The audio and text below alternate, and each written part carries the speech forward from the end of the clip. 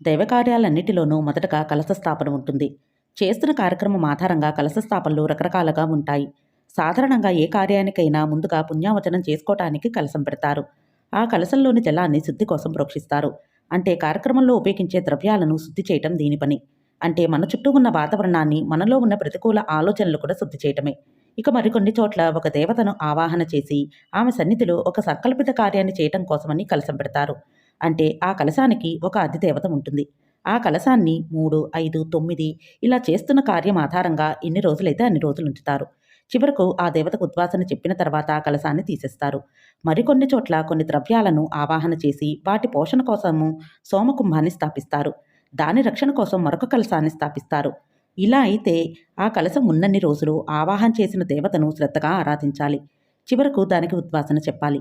ఇప్పుడు అసలు కలశం ఎందుకు స్థాపిస్తారో మరొక కోణాన్ని తెలుసుకుందాం. ఈ కలశం మన హృదయానికి ప్రతీక. హృదయంలో ప్రేమను నింపి దానిలో భగవంతుణ్ణి దర్శించాలి.